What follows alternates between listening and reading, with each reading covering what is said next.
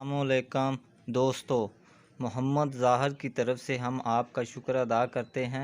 आज की अहम और मालूमाती वीडियो में जो हम आपको शुगर का बेहतरीन नुस्खा बताएंगे जो आप घर में भी इस्तेमाल कर सकते हैं।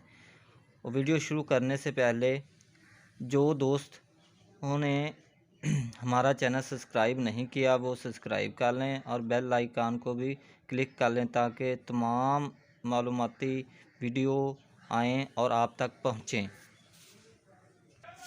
अगर किसी के पास कोई पेन या पेंसिल है तो वो लिख ले और आगे भी शेयर कर दे ताकि किसी का भी भला हो जाए। आप पहले नंबर पर आपने देसी लहसुन 100 ग्राम लेना है। दूसरा अदरक वो भी 100 ग्राम लेनी है। तीसरा सब्ज़ पुदीना वो भी 100 ग्राम लेना है। चौथा अनार दाना वो भी 100 ग्राम लेना है। बनाने का तरीका, तमाम अज्जा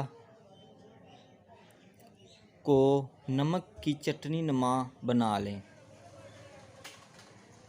तरीका इस्तेमाल, 1 पाव दही के अंदर अज्जा का 1 चाय वाला चम्मच मिक्स करके रोज़ाना 1 मरतबा इस्तेमाल करें और इंशाअल्लाह हफ्ते में आपका शुगर काफ़ी हद तक कंट्रोल हो जाएगा। आपका दोस्त मोहम्मद ज़ाहिद, अल्लाह ताला आपको खैर करे।